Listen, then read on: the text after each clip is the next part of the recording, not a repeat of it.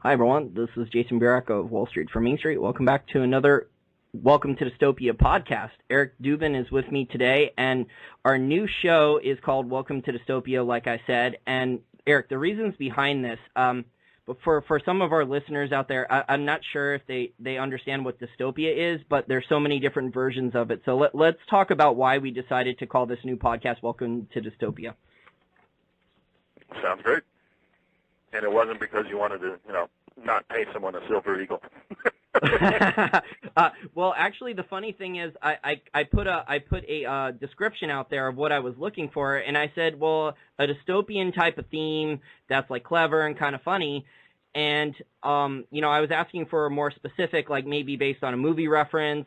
That was a dystopian movie, and obviously there's so many, whether it's Terminator or Matrix, there's, hundreds of dystopian types of movies, and all the scenarios are different, whether it's robots or hyperinflation or rapid deflation. There's, or nuclear war. There's just so many different examples of dystopia, and the reason I added Welcome to Dystopia, I think it's funny and sarcastic. So, like, I read Ayn Rand's book, Atlas Shrugged, which I think is a great book. It's a really long book. But one of the key takeaways from that book is there's a saying in there when bad things were happening in the United States in that book, people would just shrug their shoulders and say, who is John Galt, right? Like they didn't know how to explain why something was going on. They just knew it was bad, like corruption of politician or a businessman, right? Committing a felony or fraud like what these banker guys are getting away with, carte blanche, and people would just shrug their shoulders in the book and say, who is John Galt? I can't do anything about it. It's stupid. And I think as we grow this podcast, Welcome to Dystopia, I think we can eventually get people, when they hear bad stories and stuff like that, they can just kind of shrug it off and laugh about it a little bit and just say, the robots are taking away our jobs, or, there's more and more inflation, or 5 major investment banks just got charged with felonies and they're only getting fined. Welcome to Dystopia. Yeah, it's a little bit of gallows humor.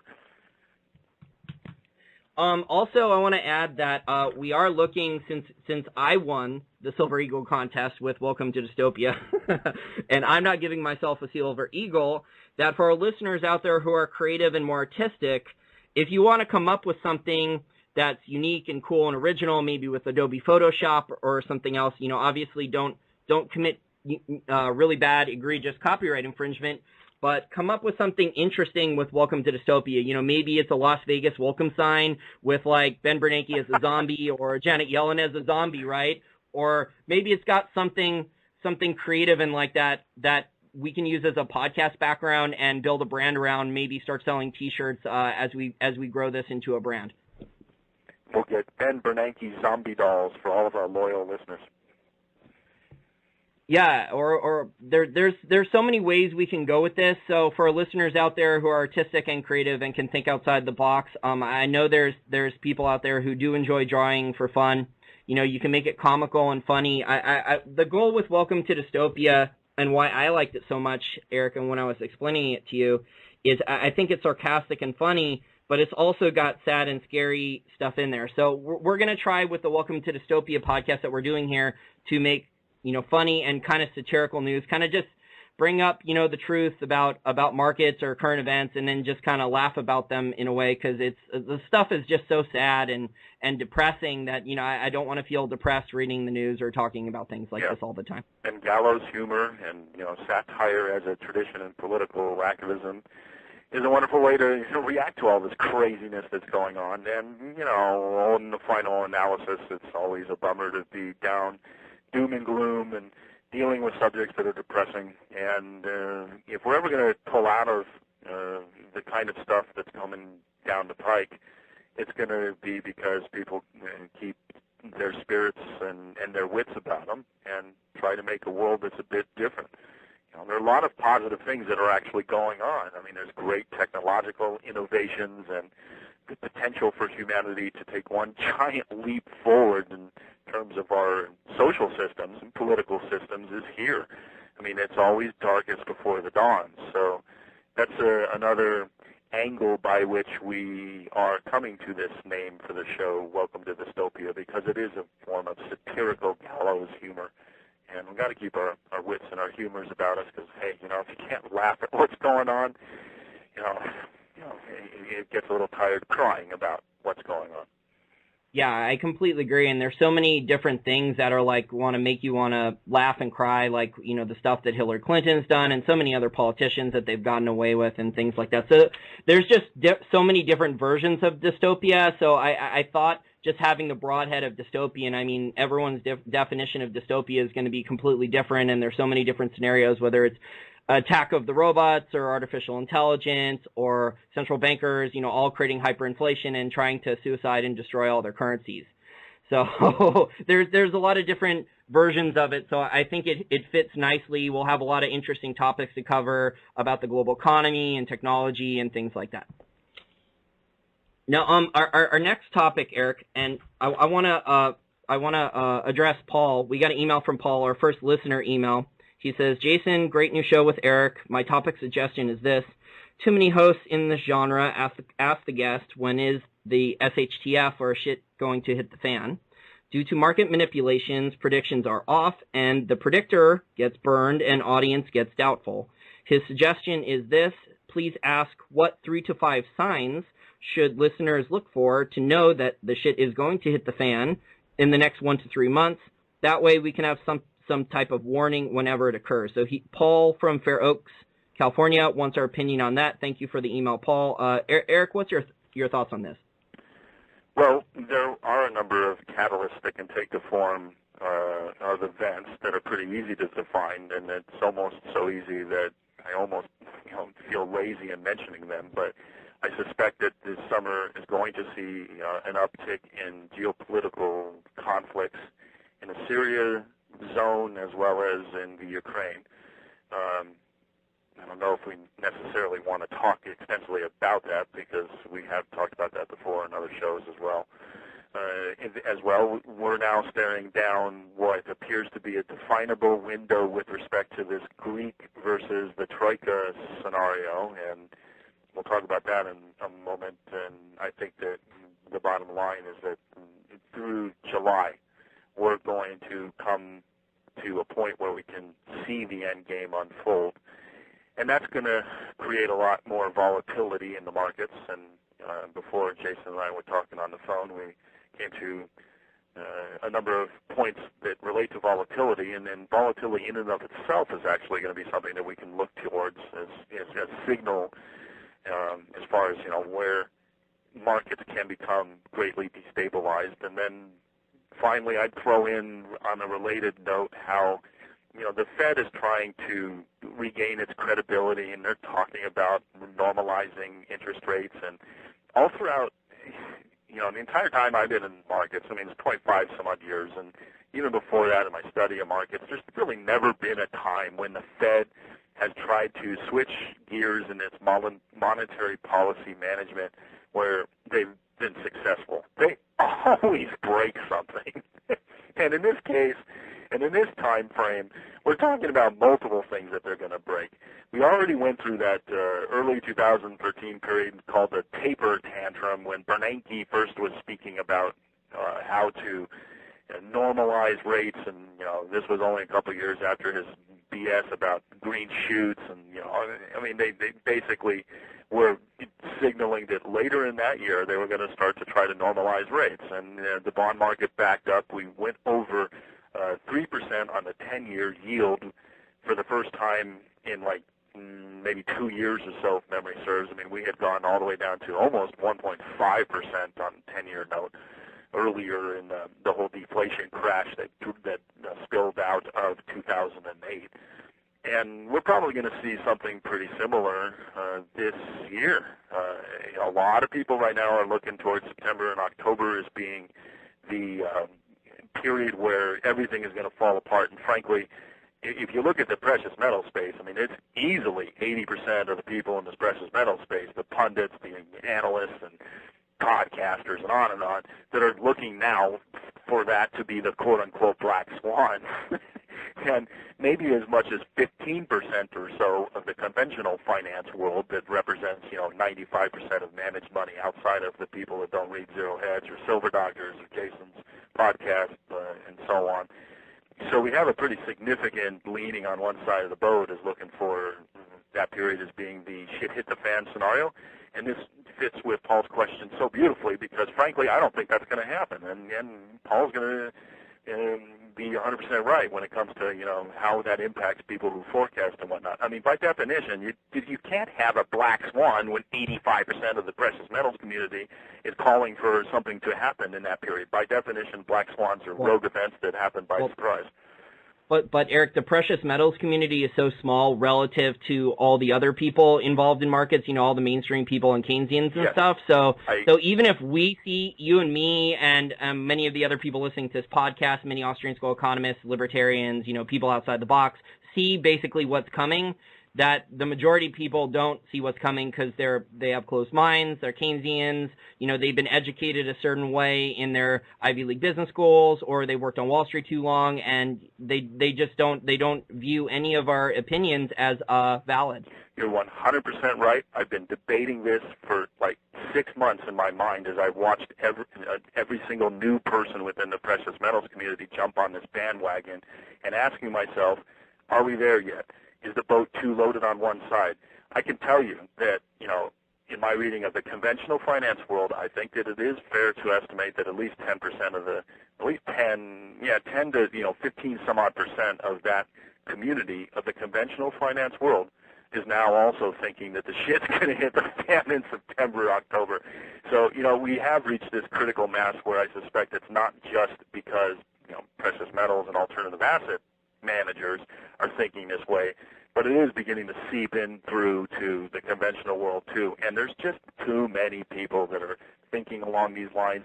And I'm not making the argument that September, October is not going to, you know, be not highly volatile. I think, in fact, that we will see a stock market correction for the first time in this entire period off of 2008 that could reach and breach the magnitude of 20% on the S&P 500 to the downside. I think that will happen, and in fact, when it happens, it very likely will end all of this Fed talk about trying to normalize and set up a scenario where even QE5, or however you want to number it, depending on whether you add in Operation Twist, will begin to be discussed in December, some time frame around there, plus or minus a month. And 2016, we're going to probably see QE5. And that's going to create, combined with what spills out of Greece and others, the drivers, the hitting the fan. But there I go. I'm committing the sin that Paul cautions about. But the bottom line is that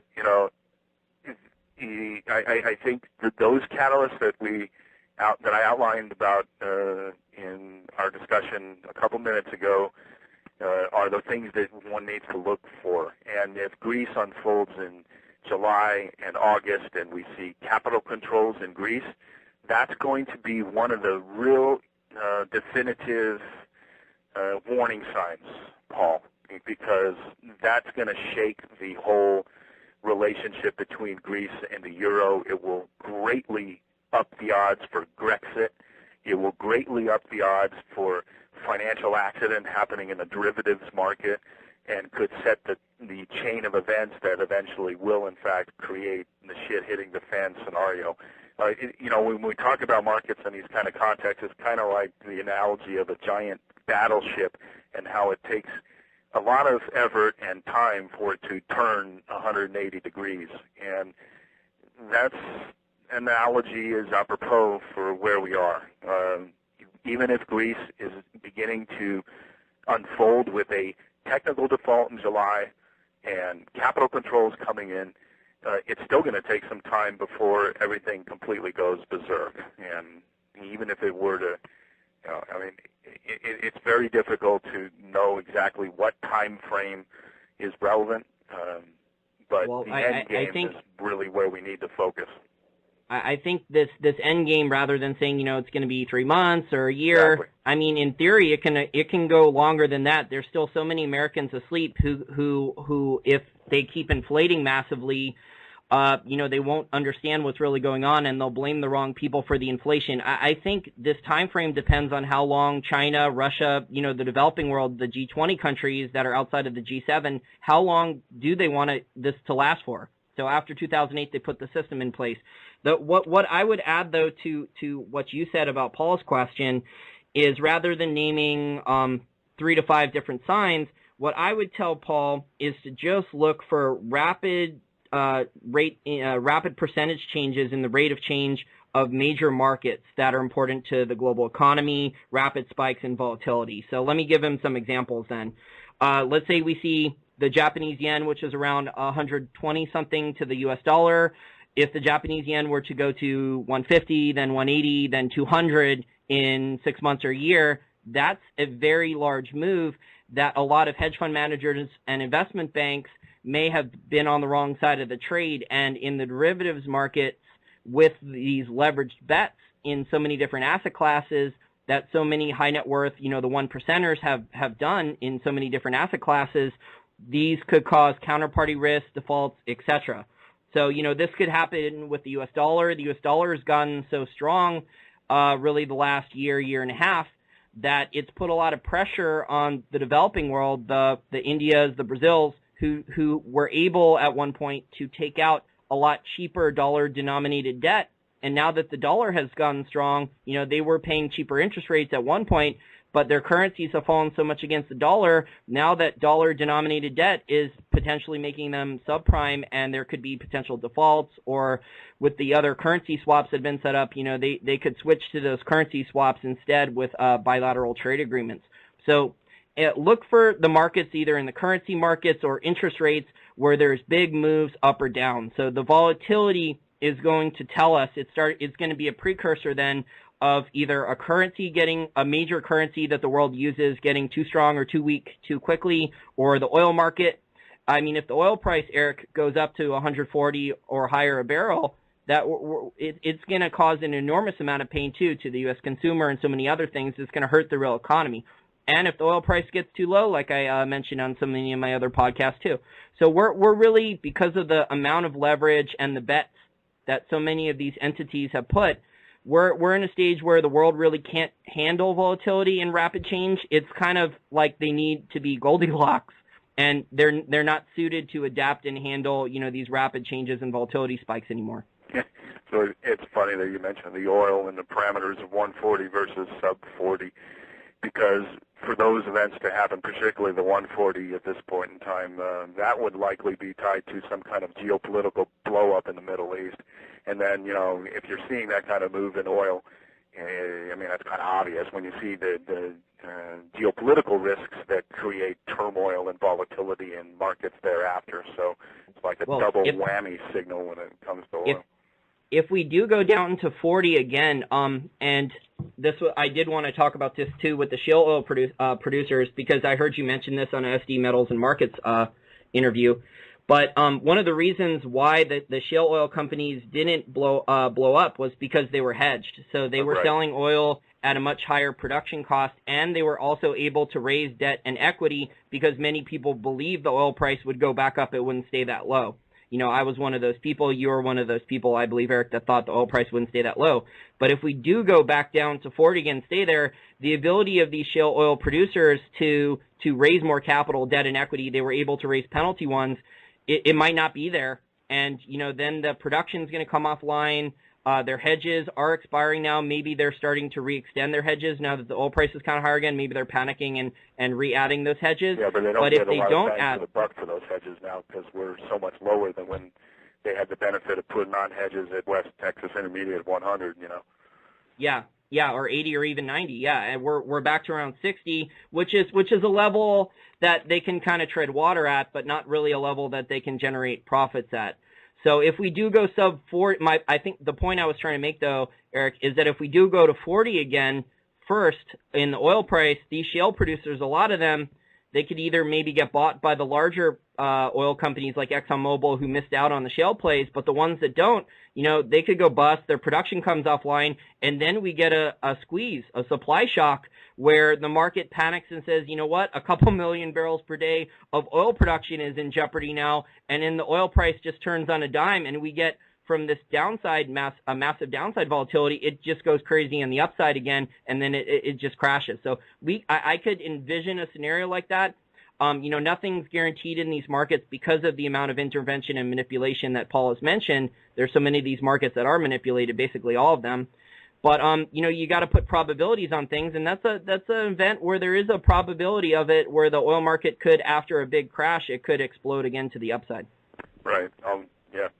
I mean, it would take maybe a 6-month window or so for all that stuff to play out. So, by definition, it's not as severe of a shock in terms of volatility, but it nonetheless would rock the global economy and in turn financial markets. I'll give one other example, too, for Paul that will be helpful. Memory serves me correctly, on May 8th, the German Bund 10-year note went from, some odd 5 basis point yield to nearly 90 basis points in a span of about 24 hours. And then, there was a clear intervention by the Bank of International Settlements and probably ECB and coordinated swap lines with the Fed and all the tricks that they do to attack markets that are suddenly going bonkers. And they brought the yield down and they had it stabilized. And interestingly enough, actually, it's been drifting higher again, but that's another story. Those are the kind of things, Paul, that you can look at, and when you see that kind of volatility come in and it not being successfully tampered down by the powers that be, that's one of the signals you'd want to look for ever increasing risk of the system beginning to strain. I mean, it's kind of like a snow-packed mountainside, and you never know what is the final snowflake that's going to bring everything down and ultimately result in a shit hitting the fan type of scenario.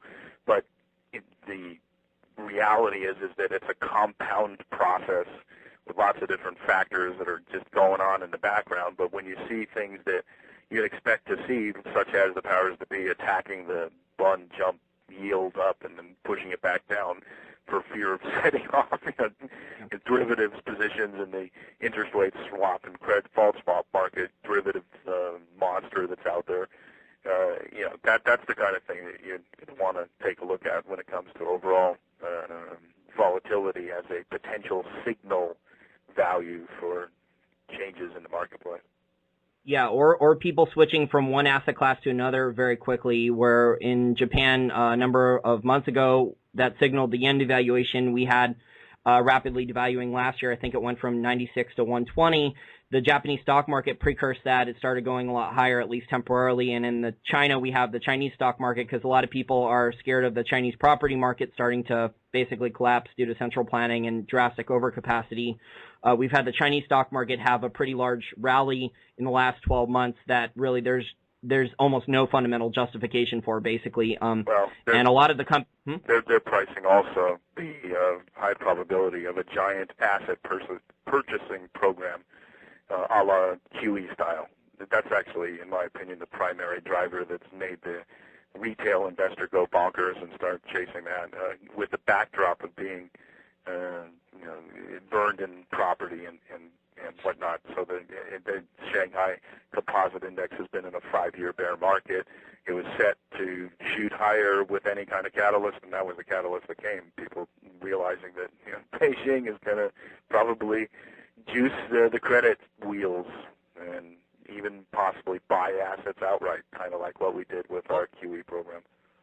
Financial repression. China, yeah. I said this on another interview, China joined the financial repression game. Yeah. So, all the major economies now are all committed to financial repression. So Japan, the United States, England, Europe, China, those are the major economies basically in the world. They're all committed to financial repression. It's part of the Keynesian playbook. Force interest rates down as much as you can. All the people who are saving are evil hoarders, right? We need people to spend all that money. That ties us into basically then as cashless society and capital controls are part of that, because you want to force people out of cash. You want to force people to spend that money because they need the velocity of money to turn over, and they need consumer spending because that's what they believe. So true. Okay, Eric, the next topic, you wanted to talk about Greece. In terms of how much money, do you think the ECB and the other people involved in the global central banking system, the Bank of International Settlements or IMF or whoever else is working behind the scenes, is Greece going to get all the money they need somehow, some way, or are they just they're gonna pull the plug and let the water circle out of the drain? It's going to probably be that latter scenario, but there's going to be back and forth negotiations. I mean, I published an article earlier today. Well, not really an article, more like a summary and pointing to other news, but basically remarking and observing that we've gone from a period where the negotiation between the Troika and Greece would flip-flop every week to last week, or actually starting about mid-May, we would start seeing flip-flops every 2 days or 1 day, and now we're at the stage where they're flip-flopping on a period of hours as both sides jigger their game theory negotiating strategy and basically try to push to the very last deadline.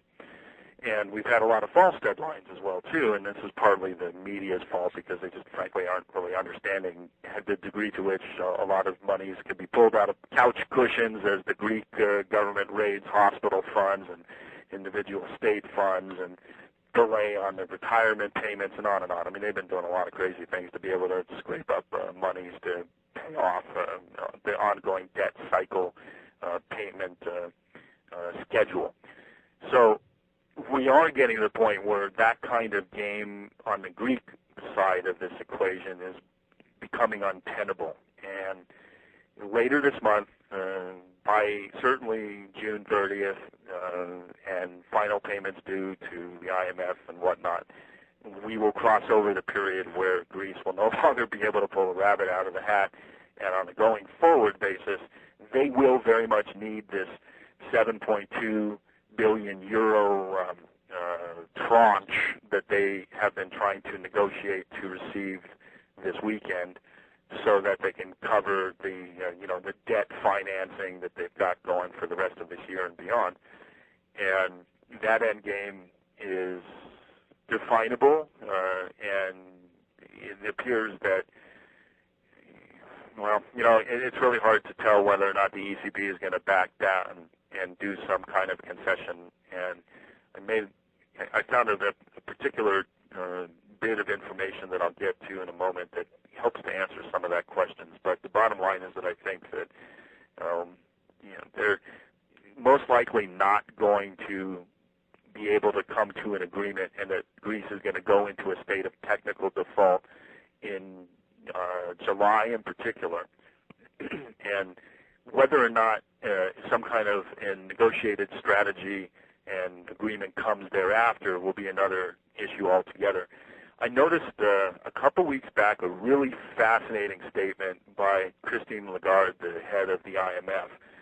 She said out in a speech and in a question and answer session in the media that she believes that the European zone actors, and Germany in particular, need to be realistic, I believe is the word that she used, in appreciating the fact that there must be a debt restructuring. That could be taken in one of two ways. It could be, Greece issuing brand new euro-denominated 100-year bonds, and the ECB and the Troika overall coming to some kind of a restructuring of the debt, or it could be that scenario combined with some debt forgiveness. And it was fascinating to see her make those statements because, she's on the same team, basically, as Germany and the ECB and the individual European interests in the Brussels center of the European power structure.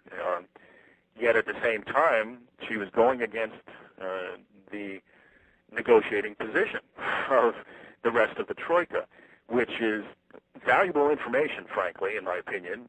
How one interprets that is a little bit of a finesse job, but the way I look at it was that the IMF is getting a little bit tired of how things are going on when it comes to the intransigency between the European German-led coalition versus the Greek position about no backing down on cuts to pension programs and no raising of the value-added tax in hopes of trying to reduce debt as a percentage of GDP such that Europe would turn around and look at that and say, okay, fine, you've made some concessions, so we're going to make some concessions and we're going to liberalize the debtor financing that's going on, and we'll give you your 7.2 billion euro package starting July.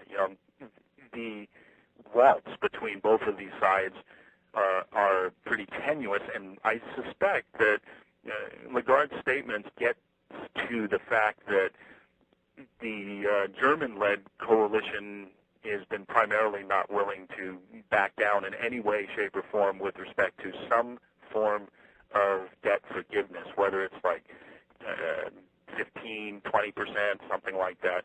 I recall that the Greek finance minister, as early as last January, was talking about the demand that to be realistically through this whole process and finding some sort of resolution, that the Europeans would have to be willing to go as far as forgiving 40% of the debt.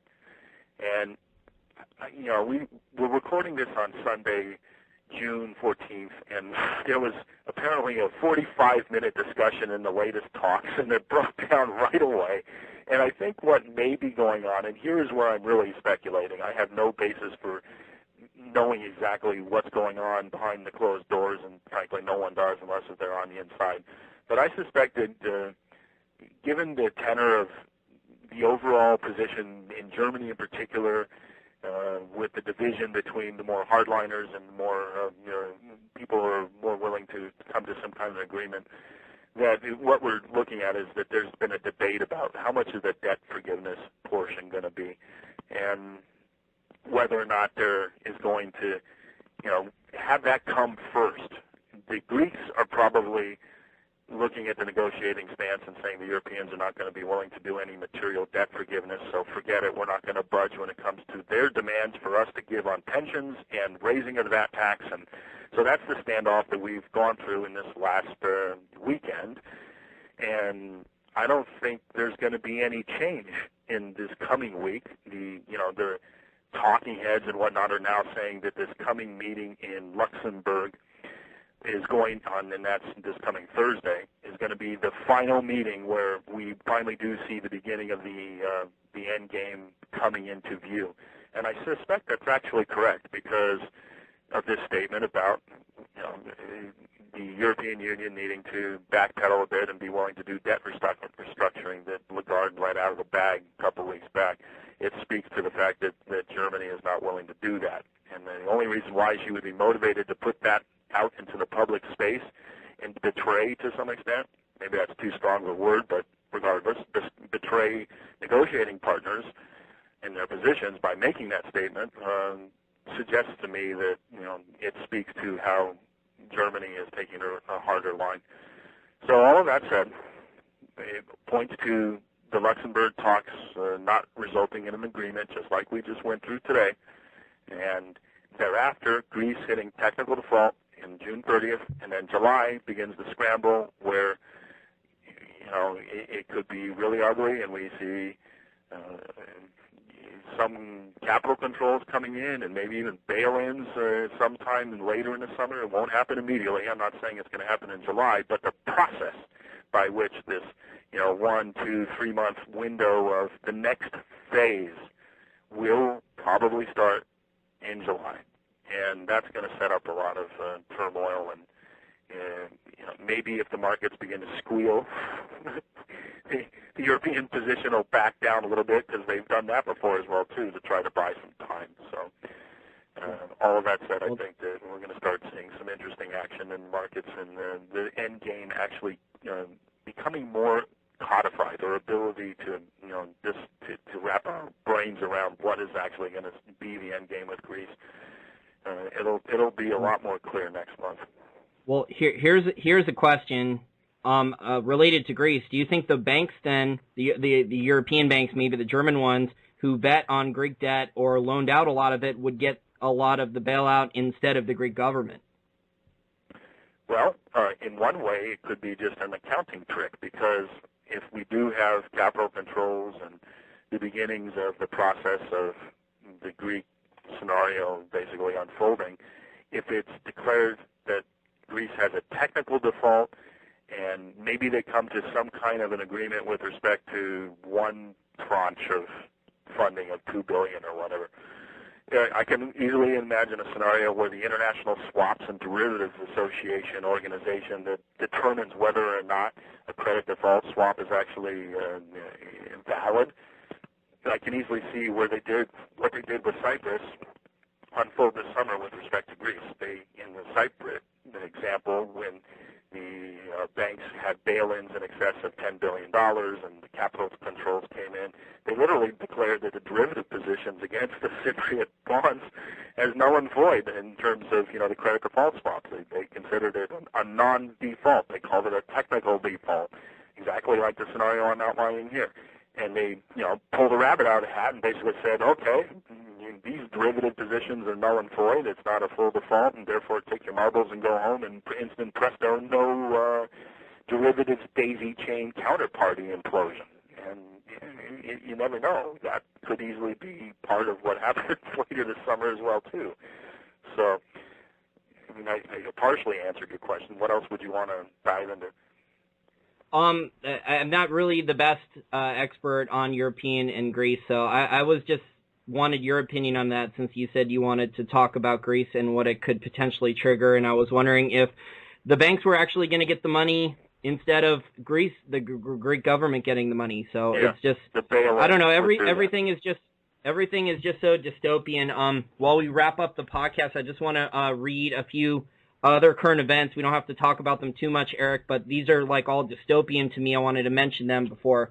So we have Dr. Evil, the James Bond bad guy from Spectre, George Soros himself saying the U.S. and China will go to World War III soon. After he's been funding all these other military operations and doing so many other crazy stuff with his money. It's just kind of, with his accent, I can kind of actually picture him to be a Bond bad guy. Yeah, he'd be a pretty good one. I mean, call central casting. He also had some of his emails hacked, where and we're not 100% sure if they're really his, but I mean, it appears to be, in fact, his email talking to people like the president of Ukraine, Poroshenko, and Soros, basically bragging, saying, hey, well, if you want to get investment going in your economy and rebooting it, I can easily declare that Soros Capital is going to make an investment, and the piggybacking phenomenon of that would be great, and maybe I can call up Jackie Liu, the Treasury Secretary, and run some things by him and so forth. Hey, we'll get Joe Biden's son involved, too, right? He's already on the board of director for that Ukrainian natural gas company, right? He got installed in there. That's cronyism. Yeah, there's this, another insider deal. Yes. It's just amazing, because this is a smoking gun. If it in fact is validated as his typewriter, his keyboard that cranked these suckers out. But I mean, the degree of arrogance just reeks from the things that are written in these emails. It's really classic. Yeah, it's probably along the lines of like Hillary Clinton confidence. It wouldn't surprise me. Hillary's like, oh, I'm part of the working class. I'm not rich. Yeah, I got my daughter Chelsea a $10.5 million apartment in New York City, all cash from a Saudi slush fund and all this other junk. And look at her campaign contributors. I saw the Zero Hedge story, right? It's all, large corporations in the bank. Right. But, the good news is that polling is beginning to fall. Finally, enough people are starting to wake up. They're looking at her and saying she's not trustworthy. So that's at least something that we can draw some positive news for. Okay, yeah, that would be good if she didn't become president, and she has all these crazy things that she would pass if she did. So I'm hoping you're right and she doesn't become president, but I know a lot of people would still vote for her. I know there's a lot of hardcore Democratic women that just want to see the first woman president, and they view this as a vast Republican conspiracy, right? A lot of the stories and stuff, and they probably will still vote for her, which is I can't resist, Jason. We got to reveal this. Jason and I have been having this debate about Hillary Clinton since going back to January, and I told him at the time, you keep an eye. Hillary's going to shoot herself in the foot, and the Democrats are going to bail on her and then put up. She's had so many scandals. I mean, her career should have been ruined a long time ago. Eric, she should be in prison the rest of her life without parole. You're taking away my thunder. I'm making the forecast public now. Elizabeth Warren is going to be the Democratic nominee for the Democratic Party. Whoa. And I said that back to you back in January when they're having these debates, Hillary Clinton has painted goods to the point where everyone is going to not be able to stand the stink, including the Democratic structure. And at some point, her arrogance and hubris are going to, I mean, if she even makes it to the first debate, it's going to be a miracle. Well, no, sorry, I don't mean to say that. If she makes it to the first debate without actually shooting herself in the foot on numerous occasions between now and then, it's going to be a miracle. And by the time she gets to that first debate, I think the Democratic establishment is going to start shifting towards Elizabeth Warren. And the reason why is that Elizabeth Warren actually can make the arguments that she's against the crony capitalist and against the Wall Street class and so on and so forth. Whether or not, I think she's still a hypocrite. I heard she's been doing a lot of real estate deals for a while. She just doesn't like talking about how much she makes. So she might say she's anti-capitalist, but she's doing investing and she's making deals. She's not as corrupt as many of the other people in Congress, but she's not Miss the great example of someone who doesn't make any investments and stuff like that. Right. She's kind of more along the lines of, I guess, Noam Chomsky, right? Who says he hates capitalism, but makes hundreds of thousands. I don't think she's that fairly described that way. And I'm not making a case that she is a grand reformer. Certainly, all the things you just mentioned is 100% correct. But the thing is that she can, in fact, stand before the American people and say honestly that she thinks that the repeal of Glass-Steagall was a vast mistake. The whole meme about pushing back against Wall Street coming out of Hillary Clinton's mouth is nothing but the recipe for hilarity and absurdity, whereas Elizabeth Warren can actually make those points. So, and I think that that's where she's going to draw political capital and be able to get the Democrats behind it. But time will tell. But I'm going to say right here, right now, that's a formal forecast I'm putting out in the public. I think that easily first quarter of next year, people are going to consider Elizabeth Warren the front runner. Okay, so on the last podcast, it wasn't called Welcome to Dystopia then. We were still figuring out the name, but we talked a lot about cybersecurity. We've gotten two major cybersecurity stories in just the last week or two. The IRS was hacked, enormous data breach, and then we just found out that all federal employees have had their data hacked, and the government didn't even know about it for a year. So we're seeing all these examples of, technology, and technology is not inherently good or inherently bad for the most part, whether it's a robot or a software program or anything like that. But we've seen examples where technology has been used to destroy people's privacy and, steal their information and things like that. So I think that fits under potential dystopian here because we have someone who was working at their job or someone who just did the right thing and paid their taxes, right? And now, oops, now a hacker has all your information, and now you may have to be spending a good amount of money with identity theft programs or checking your credit report every couple weeks and things like that you may not have been doing before. So now they're going to have to be doing that. Yeah. Well, before we go, I do want to throw in one other topic and not speak to it because it would take too long. But the last week's trading in the precious metal space was absolutely fascinating. And everyone here who's interested in precious metals should definitely tune in to the interview that I did with Dave Krensler and the doc at silverdoctors.com. We record on Fridays typically. It was published on Saturday. And it's kind of unbelievable warfare going on the COMEX when it comes to the silver market trade. It's just amazing. I think that we're on the verge of seeing a turnaround where the metals will start going up again as early as this coming week. And the odds of that are pretty darn high. I think it's probably better than 80%, particularly actually when you add on to this scenario, the failure of any material agreement coming out of this Greek versus the Troika talks. And I also want to throw out a plug as well, too. This audience has a high percentage of people who are libertarian-minded. And I've created a Facebook network called Liberty Millennials that I'd like to let people know about. And it's very small right now because I haven't had the time to promote it.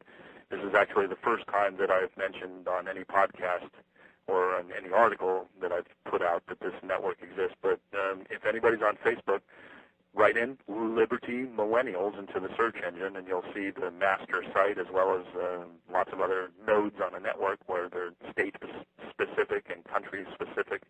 And it's think it has a lot of potential to be a great forum for people. So check it out, Liberty Millennials.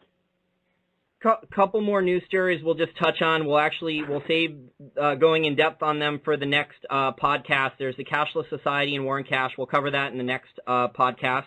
And the other story that caught my eye was the Ross Ulbricht trial with the examples of massive corruption coming out, how the government agents, a good amount of them that were involved in, entrapping Ross Ulbricht, the founder of Silk Road, they stole his Bitcoin. So hundreds of thousands of dollars, if not more, worth of Bitcoins that Ross Ulbricht owned, federal agents stole. So it's just enormous amounts of corruption. We'll cover Cashless Society and War on Cash, and we'll also talk more about different types of technology, whether it's robots or driverless cars and artificial intelligence, on the next Welcome to Dystopia podcast, where we talk about different types of topics, whether it's the economy, markets, current events, corrupt politicians, or technology going awry. So I just want to thank everyone for tuning in and listening. And welcome to Dystopia. You munchkins can put back on your rose-colored glasses, and you can keep staring at Oz in the Emerald City and hope that the wonderful wizard fixes everything. Everything is perfect. Yeah, there's just so many movies that are dystopian. The Wizard of Oz is a good one. It's probably one of the original ones, actually. Well, thank you everyone for listening, and tune in again. We'll try to get this done next week, and we'll try to cover a wide range of topics and provide analysis and keep things funny and interesting.